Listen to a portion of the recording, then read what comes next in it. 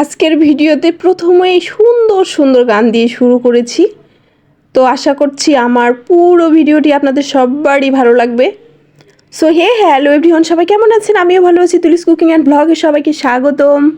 অনেকে আমার এই দিদিভাইকে চিনেন, মিষ্টি দিদিভাই, বৃষ্টি কিচেন অ্যান্ড ব্লগ ওই দিদিভাইয়ের পেজ। তো আমরা গিয়েছিলাম একসাথে সবাই মিলে পিকনিক। জামায়াতের অফিস থেকে পিকনিকে নিয়ে গিয়েছিল আমাদের। কিছুক্ষণ অপেক্ষা করার পর গাড়ি চলে আসে, গাড়িতে আমরা উঠে যাই। এরপরে আমার বাচ্চার গান নাচ শুরু হয়ে যায়।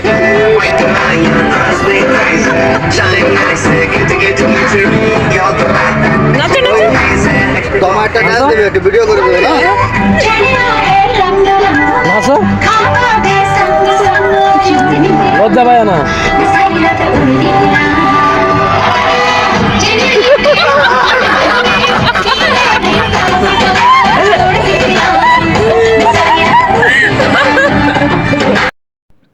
আসলে পিকনিক মানে আনন্দ, মজা, গান বাজনা, হাসি, অনেক কিছু। এরপর আমরা এই তো পৌঁছে যাই।